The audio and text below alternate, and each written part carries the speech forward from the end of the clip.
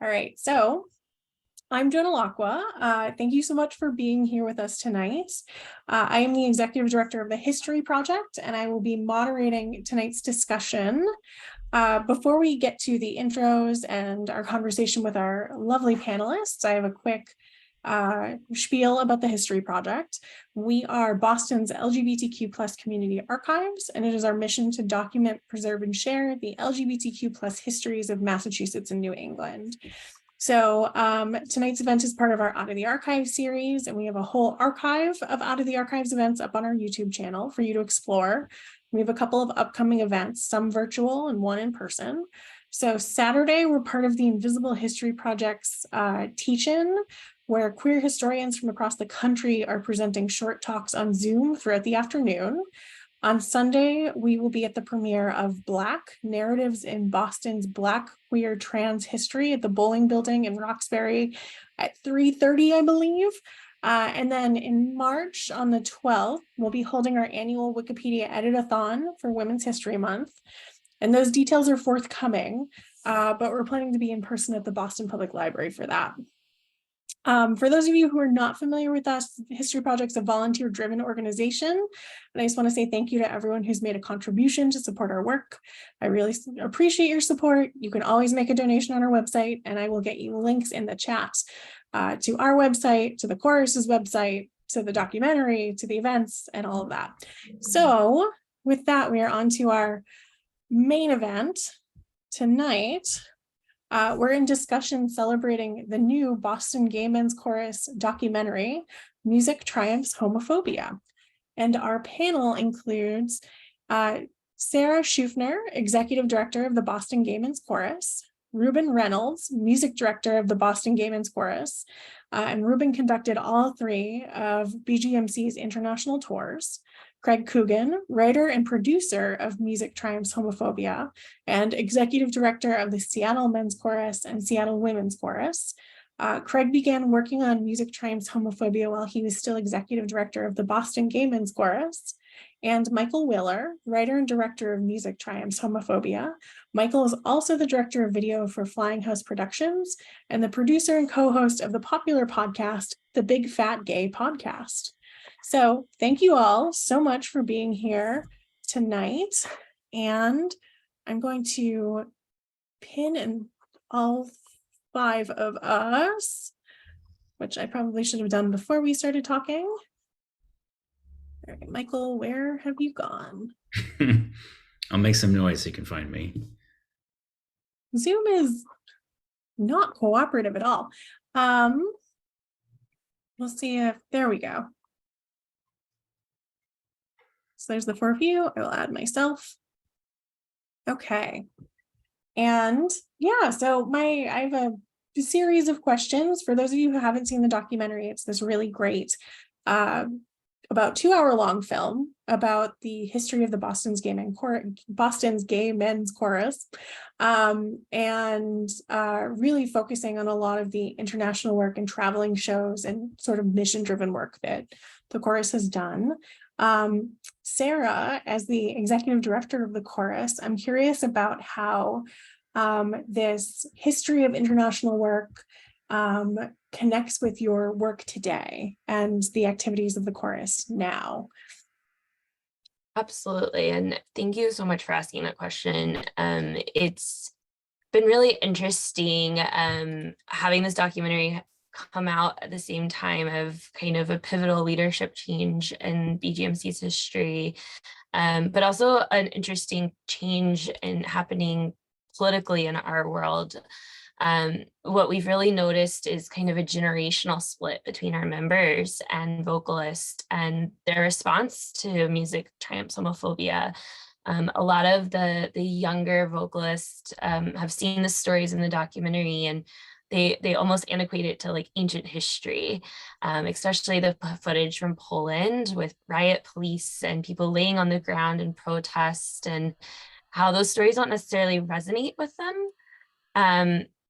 But we don't have to actually look too hard to find examples of really incredible, oppressive, anti-LGBTQIA+ acts that are happening today by elected officials here in the United States. So, this week, in fact, a school board in Florida banned 3 more books with LGBTQIA plus themes from school libraries. One of them is a book called And Tango Makes Three, which is a really incredibly cute story of 2 male penguins that hatch an abandoned egg and kind of raise the penguin together. And it really is more about the message of it taking a village and a community rallying.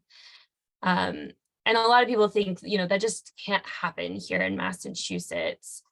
But what we've really seen is kind of some scary protests by actual Nazis at public libraries in the state of Massachusetts, as recent as last week in Fall River and Taunton. We've seen a lot of sharp increase in complaints about children's books with these gay-like themes, and some of them even deal with racism. So it's really important for us to understand our past and helping us form a response to this particular moment in time. This morning, in fact, or throughout the day, actually, Boston Gay Men's Chorus was at several branches of the public library reading A Peacock Among Pigeons, which is a children's story hour, a book that we've really built our March show around, which is a hopeful queer themed children's book telling the story of how to stand out when you don't fit in. And we couldn't even really publicize this event for security reasons, which is just kind of incredible and sad at the same time when you think about it. So not even be able to publicize a book reading simply because of fear of drawing out those who wouldn't understand or aren't like-minded. And that's all that I think we can draw from today's moment that we're living in, and the parallels between kind of the documentary and looking at the past and what is happening in today's culture. So the stories that are told throughout Music Triumphs Homophobia are absolutely and deeply relevant for today and provide kind of a blueprint for us of how to respond in the face of prejudice and today and for the years to come. Yeah, it's sometimes when we study LGBTQ plus history, there's this almost tendency to stop at marriage equality, which in Massachusetts is 2004. And we see in the documentary these protests happening in 2005 and even far more recently than that. And it's really the work is still needed to be done and continue to be done. I'm curious about and this is for Craig and Michael, when you were thinking about kind of the way that you plotted out the documentary and the international trips, the later trips, I think, Michael, you were there for, so you were able to record as they were happening. How did you bring together the stories of the earlier history of the chorus? The earlier history, that is a really good question. So there's an archive at, correct me if I'm wrong, Northeastern University, Yep. in which we have a lot of really excellent old concerts and photographs. And the challenge was honestly, video, it's a movie, right? So you want visuals that move and engage the audience. And if you have B-roll, if you have actual film, that's ideal. But back in those times, there was almost none. It's all photographs. And so one of the challenges was, how do we take photographs and make them as engaging as possible? And I got inspired by something. I basically taking photographs and putting them into a CGI scene to make it look real, and then move through it. And like newspapers, you could make it look like a newspaper and have a camera move. And, it's something that you can take something from the past and put it into a setting and an environment that's maybe a little more suitable to a moving picture medium. But yeah, because we've done dozens upon dozens of short documentaries and other things that, you have kind of the slideshow style photos, and that, to me, it works for online, but it needed something a little more elegant for the actual movie. So that was something that we had sort of cooked up together. And from my perspective, and is looking at the time that we conjured this concept up, which was a few months into the widespread shutdowns related to COVID. And we were a performing arts agency that couldn't perform, could not do the very thing that brings joy to our members, joy to our staff, and joy to the audience of a gathering in person and performing. So certainly the organization pivoted and produced a lot of short video content.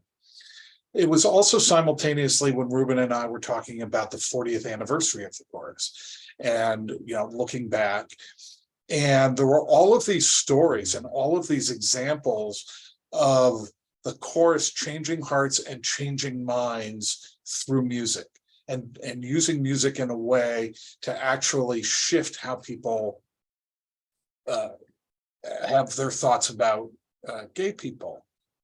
And as Michael and I and Reuben were talking about sort of all of this stuff, this theme of homophobia came through. And I just asked the question, what is homophobia? It's actually what does Webster say?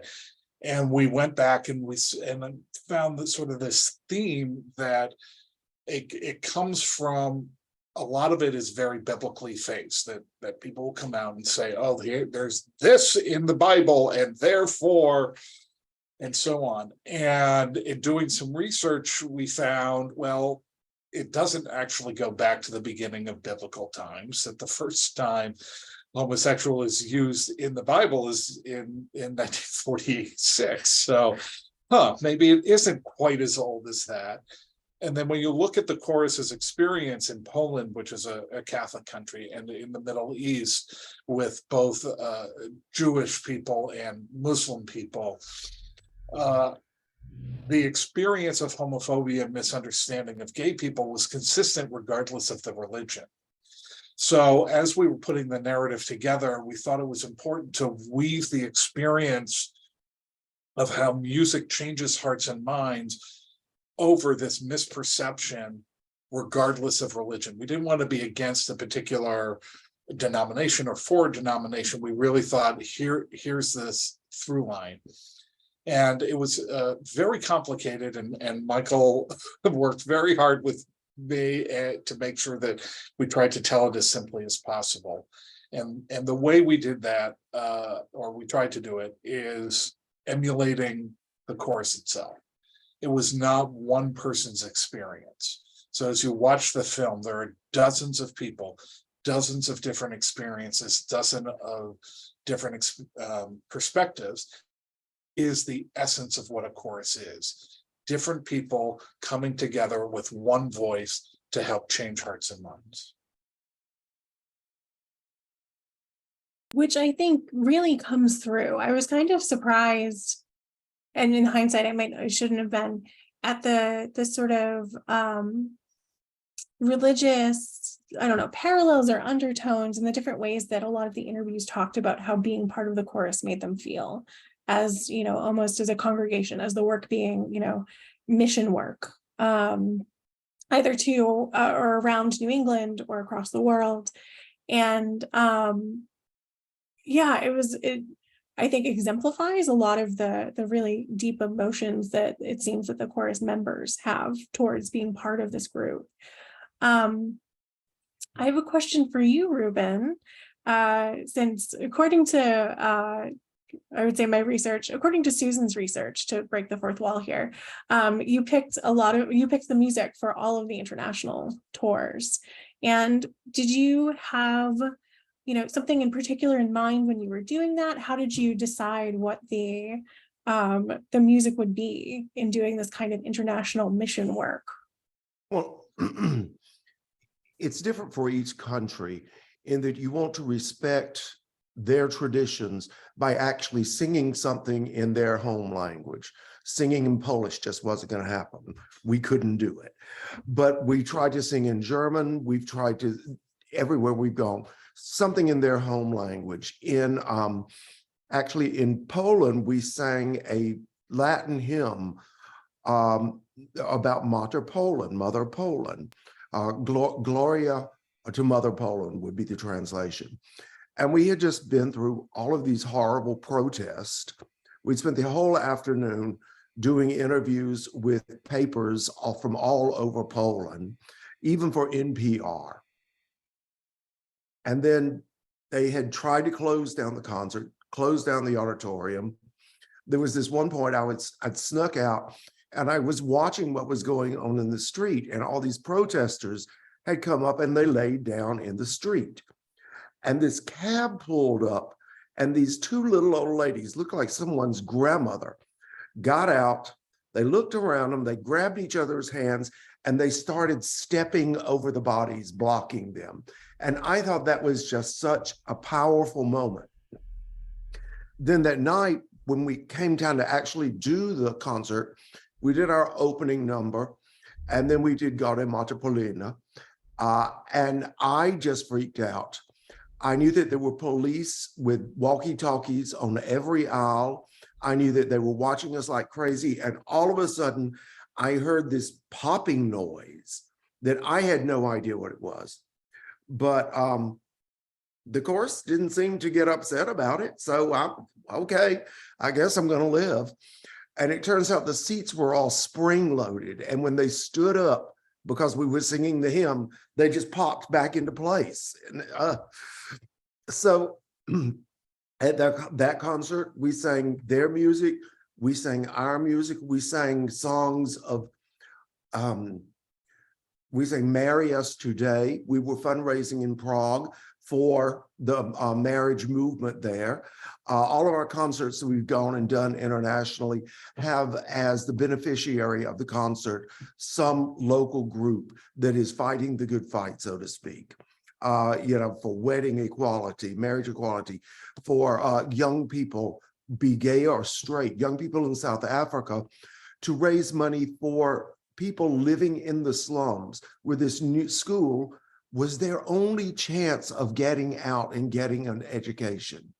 I mean, it freaked me out that we would be going to these tin sheds and they would have bare wires coming in from the television, from the electric poles, and that was their only electricity. And here we were walking into these places thinking we're going to burn down. But we sang about three things, and all of a sudden they started a show of their own. They had about 6 groups that had prepared music for us. And that was just entirely moving, that music became a dialogue back and forth, not just us performing for people, but a real dialogue. And that's one of the things I realized after we took our first tour, which was to Germany, Poland, and the Czech Republic, is that we learned more from touring these places than they learned for us. We learned their traditions, we learned their thoughts, we learned how they looked at the world. We got to interact personally on a one-on-one basis. So I think maybe sometimes the music isn't as important as actually having the time and chance and opportunity to interact with people different than you, so you both grow from it. I'm curious, in coming back from traveling internationally, what do you think was brought back to Boston? And actually, I'm curious, Sarah, if you, especially thinking about what we are against right now, especially in the attempt to suppress, I think, any kind of information about queer life, whether it's history or banning books or children's books, are there some lessons from this sort of work that are a through line to what's going on today?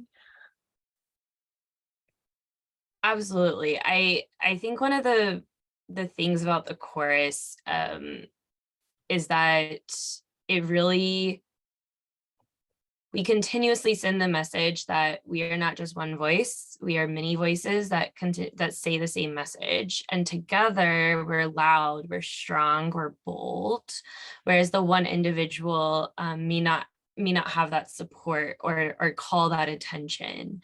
And lately, what I've really been telling a lot of people is together we're a wall of sound building resonance. And if I don't have everyone's voice, we can't be that wall of sound. And so that's kind of, I think, the through line about us just continuing to move forward, continue to use our voices together, continue doing the work that we're doing. We're on the right path. We're doing the right things. We just need to amplify it, and continue marching to our own drum. If I can jump in, Joan, I want to actually prompt Reuben to tell a story that I think helps answer your question, which is it was really important coming back from the Middle East to say, how can we bring that experience back to the audiences? And so I'll let Reuben talk about what it was like to bring a composer with us to the Middle East, if you want to talk about Capable of Anything. Yeah. There was a young composer who by chance now lives here in Boston, Joshua Shank, and I was really interested in his music. So I said, why don't you write something for us to sing and on this tour? And he did.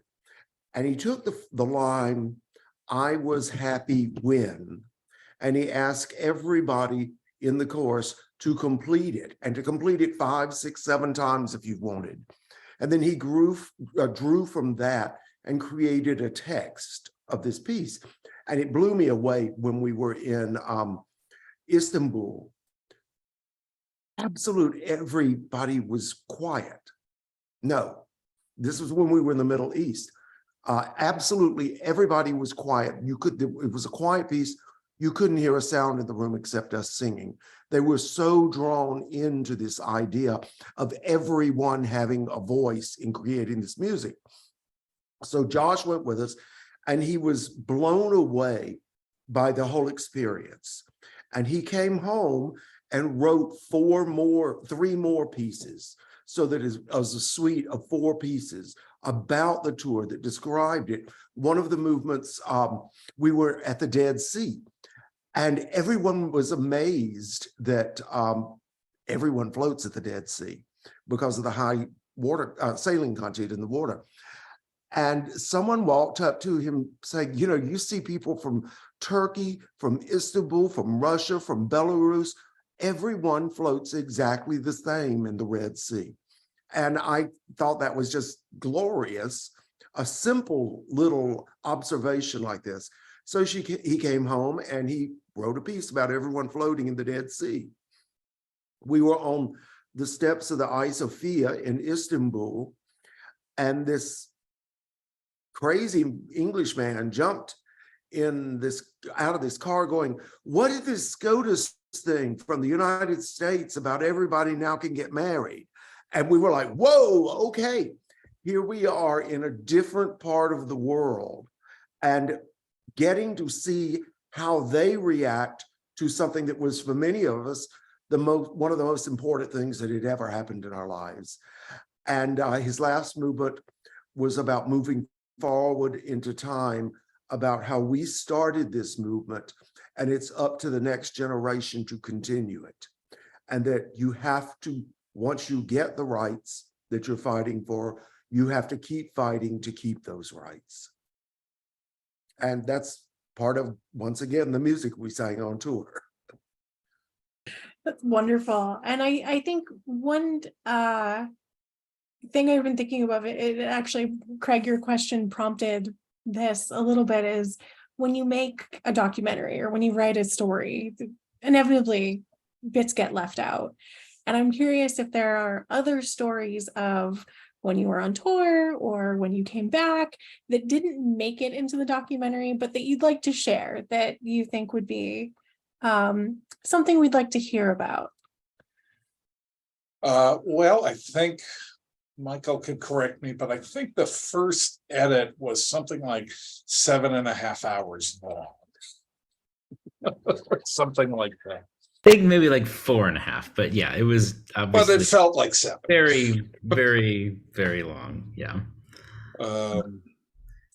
And so yes, there are a number of stories and a number of experiences that didn't make this cut. And so this is where we really had to look through a prism and find out which are the stories that tell this narrative that we are looking at.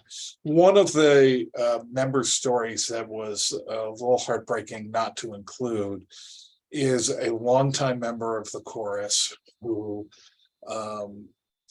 had met somebody online before the tour, and they were corresponding and made plans to meet up from Turkey. Yeah, yeah. And they made plans to meet up while they were in Turkey. And the short end of the story is they met, they fell in love, and they are now married and living in Boston. And that is just, it's a wonderful story. It's a heartwarming story. It talks about, it's really shows how the chorus helps build bridges and has impact. We really wanted to include it, but it just didn't quite fit with the ultimate narrative that we had. Yeah, so we had to make the hard decisions by going back to like, what is the thesis? And a lot of that is framed around, the use of religion as kind of a weapon that creates homophobia. And then and so like, once you wander outside of that world, you got to really make sure that it fits within the narrative. I mean, there was dozens of story, and a lot of what we also had to decide was, we had made a series of short documentaries for each of the Middle East and the South Africa tours. And if we were going to make a feature documentary, knowing that those already existed, maybe some of those could just live as they were and be told online on YouTube for free. And then this could be its own thing. So a lot of the stories are also like, what are the new ones we can tell that we weren't able to do when we were traveling? And yeah, there's just so much. But even after we did like a first couple cuts of like trimming things down, and it's still like 2.5 hours long, and that's too long, you got to make hard decisions. And then sometimes it's even as simple as, somebody's story is still in the documentary, but it's like a minute-long version of it. But they have, it's like part of their life story, which has so much more richness to it that you try and encapsulate. I think the interview with Jude towards the end of the film is, I think, particularly, he's from Nigeria and then joined traveled, got his education in Massachusetts and joined the Boston Gay Men's Chorus. And it was like too perfect of a tie-in. And that interview was just like, because I think that interview was shot the year before we did the documentary. So that wasn't even intended to be part of it. It just happened to be perfect. And I think we were able to use maybe like 1.5 minutes of footage total of like a 20-minute interview that was amazing. So you got to make those tough decisions. And, that was just part of the process, was just like, how do we really streamline it as much as possible? And it's still almost 2 hours long. It's not a short movie by any means. It's a good 2 hours, though, I will say. I have heard it described as dense. It does not waste your time at all. There is a lot going on. And there are a lot of interviews you're not just getting the story from the perspective of the organizers, you're getting the story from the perspective of audience members, chorus members, the press, news, ambassadors. It's just like, it's a very in-depth, I think, opportunity for a lot of different people to tell this story in their own way. And that was important to do, because that is the experience I've been privileged to be part of the LGBT choral movement for most of my adult life. And that's that gay choruses have, that people come out of these concerts and they're changed. And so it felt very important to us to provide as many different perspectives to reinforce that as possible. And as Michael said, we have gigs and gigs and gigs of people and telling their experiences. And one of the other ones that was, so powerful, and I hated that we couldn't use it. But after the Tel Aviv concert in Israel, which was just an interesting experience because there were no chairs. And so people stood for an hour and a half, 2 hours. And then afterwards, the buses were 2 or 3 blocks away, and the audience lined the sidewalks and just applauded and cheered all of the members as they walked to the buses. It was like, and that was an tiny incredible moment that we just weren't able to include. there was, it's like in there, there's like a tiny bit of context in there where the guy's like, thank you for coming to Israel. Like, but that was just, we thought the whole event was over. I was just there to get some B-roll. And so we're all walking back to the buses, and I had a camera in hand that was off because I was done. And then people would just spontaneously like come up and say thank you. Like, and I had to like grab it and like turn the camera on real quick to try and get some of those moments. And of the 2 that are, there's like 2.5 in the movie, but there was, I mean, because that walk back was like a good 20-25 minute walk, and people just like remembered. They found us on the streets. I guess there's a lot of guys in tuxes. It was pretty easy to spot. Or no, not tuxes, the blue polo shirts. Yeah. I'm curious too, Craig, you mentioned that you've been part of the gay choral movement for a while. And this is sort of a question for all of you, but what drew you to this kind of work, and what drew you into being, I think, so involved and so dedicated to it? All of you have been involved either for a long time or in a huge way. What's the driving force behind that? My story is relatively simple. I was young, newly out. I was in a new city. At that point, I had just moved to Los Angeles, and I was looking to sort of connect with community. And I saw an advertisement in the gay paper for, the holiday show by this gay chorus.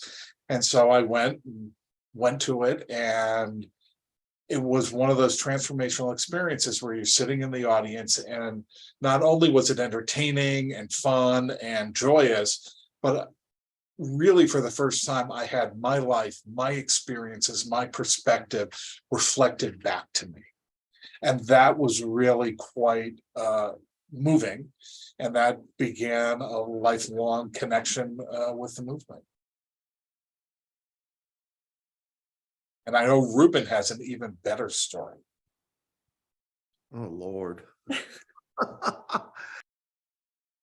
Oh, you muted Reuben, yourself. you muted up. Oh, well, whoops, sorry. I was a banker, and that just didn't work for me. So I went to music school and got a couple of degrees in piano and was getting a doctorate in conducting. And I did what every music student in the world does. You get a job at a church to pay for it. So I was practicing organ one night. I know a gay organist is no big discovery, but there are a lot of us. But they came from the chorus rehearsal and said their director had just quit. Would I do rehearsal that night? And I said, yeah, why not? So I did. And then the next day, someone from the chorus called me and said, would you conduct our Christmas concert? I thought, okay, why not? Sure. And I did. And the first time I walked out on that stage, I mean, I had conducted operas, major symphonies, concertos. I never did ballet, but pretty much all of the, sorry, Sarah, pretty much all of the other fields I'd had tons of experience in. But walking out on stage that night, I thought, this brings everything together. This brings my love of music in contact with social change to leave this world a better place than I came into it. And from then on out, it was gay choruses all the time. And I'm lucky to have been invited to come to Boston and work with what I believe is one of the best gay choruses in the country. In fact, I'm just sitting here while they were talking, thinking, oh, I've heard all these stories. I'm planning the repertoire for our next trip right now. We'll come back to that. Sarah and Michael, what about you? I think I have a pretty typical way into it, which was I am a filmmaker, but I was a filmmaker first, and that's how Craig and I knew each other. And my first real contact with the chorus, I had done a couple of like side projects and promos and stuff from Los Angeles, and then he was like, you know, the last person dropped out and we need somebody to film this documentary in the Middle East, and would you like to go travel with us and do that? I was like, let me think about it. And then got to go to Boston. I think it was like a month later. It was very sort of like just go, and saw my first performance of the Boston Gay Men's Chorus. And a lot of people ask me, like either people like not in the community or just friends or family or whoever, like, so why the Boston Gay Men's Chorus? What does that mean? And it's hard to explain until you see a show. And I remember Craig saying that to me for the first time before I had ever seen a concert. And you experience it's transformative. Music speaks when words can't. And when you go to a concert, you get it, like deeply, like it hits you. And it doesn't really matter which concert, like they all have different contexts and meanings. And that just happened to be my first one, was the one that we took to the Middle East. And from that point on, I was hooked. And especially because the way that Craig and I work when we tell stories is like, you know, traditional documentary filmmaking is you have your footage, you have an idea of what you want to do, and you find it in editing. And you know, the writing of a documentary is really just going through your interviews and then pulling the pieces that you want to make the film. But we don't just do that. We also take the lyrics of the music that's being performed and account for that in the storytelling. So now it's not just the music that's like the score, which is also important. It is the words of the chorus intertwined with the words of the person speaking who's telling their story. And that, I think, is also a really unique way to work with filmmaking that I won't get any other place. Like working for the Boston Gay Men's Chorus, the Seattle Men's Chorus, and Seattle Women's Chorus, like that's the way that I get to do that. And if I were to go into a different type of filmmaking, that would be lost. And so that makes it unique for me. Well, I have a very different experience than the three gentlemen before me. To probably no one's surprise, if you know me, I'm actually a straight white female. I am not a gay man, although I've been around for so long, as Reuben jokingly said when we first joined. Everyone thinks of me as a gay man, so it's all good. But I actually, my background is really in the arts and entertainment, and I was a ballet dancer for many years, and the body gave up, but I fell into event production, and I had this natural knack for amplification, spreading the word, you know, giving people the platform. You know, they had a really great message, but they didn't necessarily know how to get to the right people, get into the right hands, being connected with the right people. And so I actually came to BGMC to do event work, and Craig at the time was the executive director, and he was like, you know, we could use some more help over here, and we could use more hours there. And before you know it, I was working there full time. And you know, many years later, I've grown into the position I'm in today. But for what Michael said, you genuinely don't get it until you see a BGMC concert. And it is something magical about it. And I'm just fortunate enough that they get to create the magic and I get to spread around the pixie dust. And so that's where I'm very thankful to be a part of BGMC and the movement in general. And what we tried to do in Music Triumphs Homophobia is for those people who aren't able to make it to Boston, that you still get what that experience is like. That's what we tried to do. Yeah, and you use really, I think, amazing footage of the different concerts. Again, the weaving of these many perspectives on what you're doing, what you've done, and pulling them into one story is really impressive, and difficult to do. So, I'm just going to jump in because there's one other element that Michael and I and Reuben and Sarah are really proud of about the movie that isn't generally known unless you're an inside person, but we made a very deliberate choice to make sure that every piece of music that underscores the film from beginning to end is Boston Gay Men's Chorus music.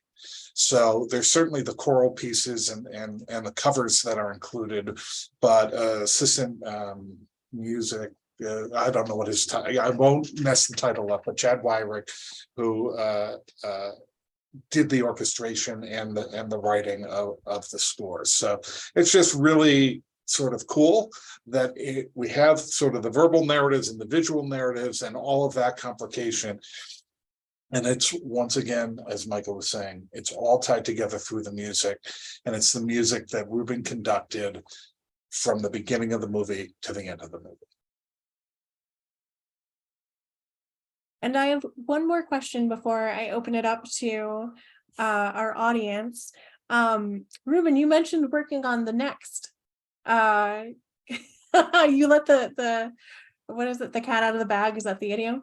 You know, and Sarah, this is a question for you too. You know, what's next? What's happening on the Boston Gay Men's Chorus radar? What should we know about?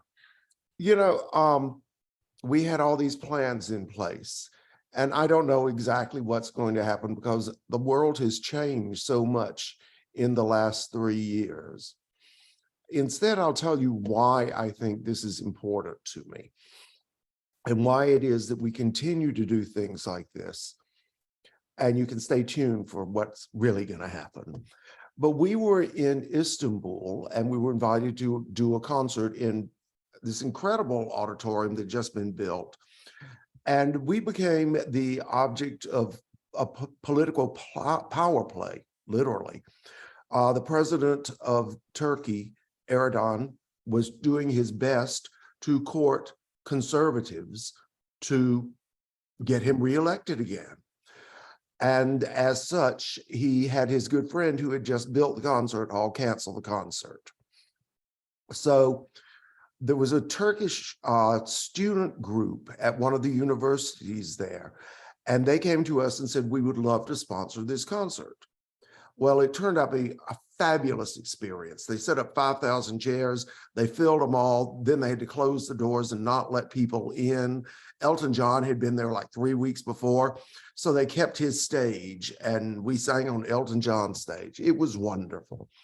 Well, the next morning we showed up to march in the Istanbul Pride Parade.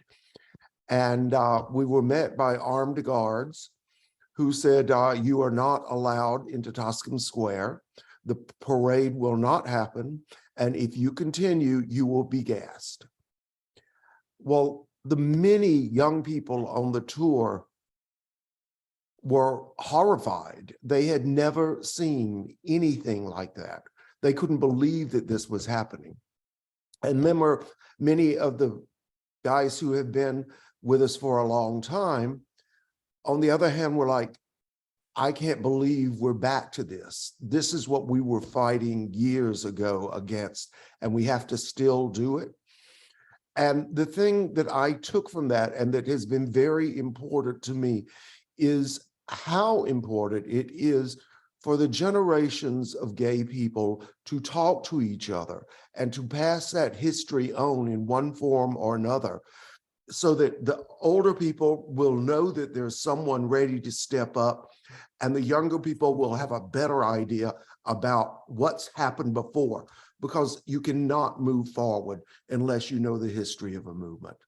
And that is why we tour and why this film was so important. It's most of all, we talk about diversity so much today. One form of diversity that doesn't get enough airplay is older talking to younger and passing on unrecorded information. And history is just that. I would to echo kind of Reuben's sentiment. Although there are many plans in motion, we're not quite ready to share what they are, but the basic underlining theme of BGMC is to continue to amplify diverse artistic voices that have been continuously underrepresented in our field. And that is a generational old versus young, that is actual trans composers, that is BIPOC artists, that is a variety of other artists that may not have ever had the opportunity to have commissioned work or large work on a world stage. And I can promise that is definitely in the future for BGMC. Excellent. Before I open to questions from the audience, does anyone have any other stories or thoughts they'd like to share? Anything burning in the back of your mind? Nope. Okay. So for our lovely audience, if you have any questions for the panelists, or if you have stories of your own, I see some chorus members here. Feel free, if you want to talk, do the hand raise function on Zoom so that we can choose you, or put your question into the chat and I'm happy to read it out. Whatever makes you happy there. And here in the meantime, I'm putting our links from earlier back into the chat for those of you who joined a little bit later. If you haven't seen the documentary, it is available on Amazon to rent or to buy. So there's that. I just want to say this is a nitpicky thing as the editor of the film and the person who helped shoot the interviews.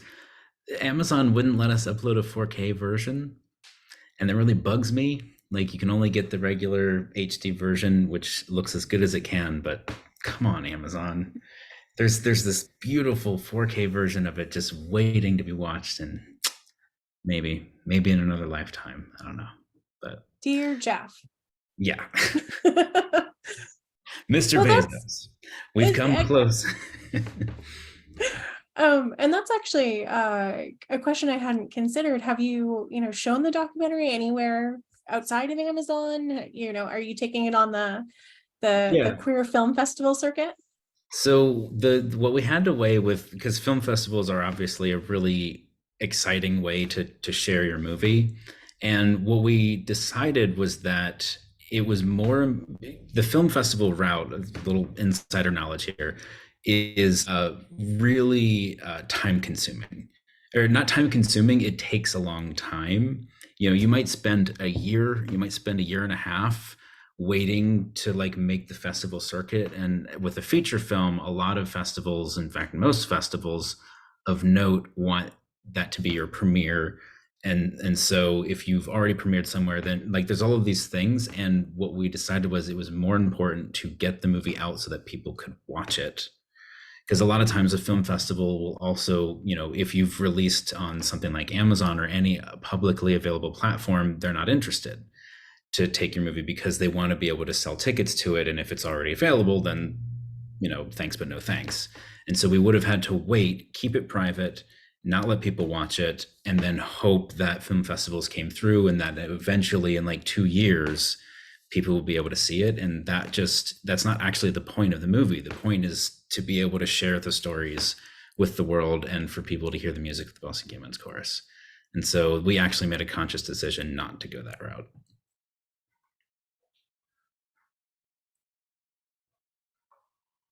I'm very bad at holding space. I'm trying to quietly wait. It's also a really expensive process. So aside from the time, each film festival has a fee. There's marketing and promotion costs associated with it.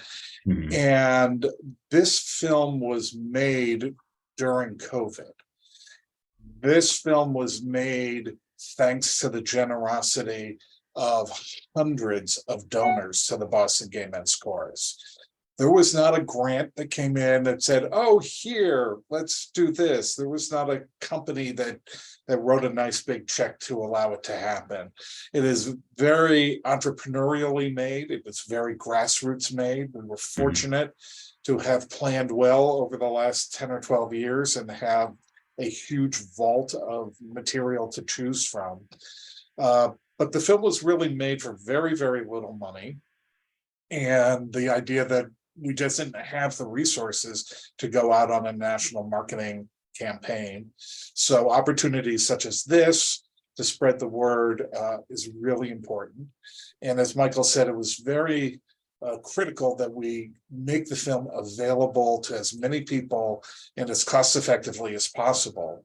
So I think, I think it's a $1.99 or $2.99, or it is not an expensive rental. So we've really tried to make it as accessible as possible. And of course, those who watch the film and get value from it, who have the ability, I know that BGMC would always appreciate any donation at bgmc.org. Never loses the touch. I was gonna say, you're hired. Nonprofits always have to hustle. Keep that between us and our 35 friends here. But yeah, anyone in the audience, any questions or comments, or like I said, personal recollections, we're always happy to hear.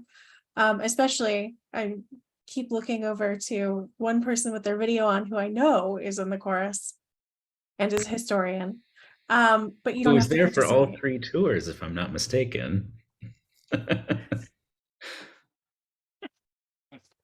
Oh, and Eileen in the chat says that they're happy to talk about Wicked Queer, but respect your decision. So we can connect you with Eileen. James, I see your hand up. So if you'd like to.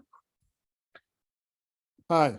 Yeah, it's not a question, but I joined the chorus back in the 80s, dropped out for a bit, rejoined about 6 years ago, and I just watched the documentary this afternoon, and it brought tears to my eyes and reminded me of why I joined the chorus. There's just something magical about standing. I'm not a performer, but there's something so magical about standing on stage with 200 other gay men, gay-friendly men, and singing to an audience of mixed people. It's really incredible. So that's kind of all I wanted to say. Thank you for sharing that. Joan, I'll add one thing to what James just said, and one thing that the 4 members of the panel are a little humble about talking and tooting their own horns, but I've been a member of the chorus for years. I'm in my 25th season now. And not only do our performances, which are magical all the time, we never know what's going to happen, but not only do we change minds and hearts that way, but I consider myself so very honored to have worked with 2 musicians in my life who are just amazing. When my college band director died, he was the #1 search on Google. He was so well known. And Reuben, the way he works to make the experience for the audience not only impacts the audience, but it impacts the members of the chorus. And all of our experiences, when you're watching this film and you see what we've gone through and what we've experienced, every member of the chorus, not only during the performance, but for the rest of our lives, we take that with us. And we make change in the world as individuals just by telling those stories. And we are all very, very lucky to have people like Steve and Craig and Sarah and Reuben and Michael and Chad to create these wonderful experiences for the audience, but they always work really hard to make sure it's also good for the members. And we really, really appreciate it. Hear, hear. Thank you, Michael, and thank you, James, for contributing. Panelists, does anyone have any final thoughts that they'd like to share, or anything coming up that we should know about? Does anyone have any plugs? Well, I am really excited that I am returning to Boston on the weekend of the 11th and 12th of March to sit in the audience for Born This Way, a show that was stymied by COVID a few days before it was to premiere. And I don't even know if it's the exact show or not, but I know that a core part of it is being brought back. And so I am flying 3,000 miles to come and see this show. And I am so excited and hope to see everybody there.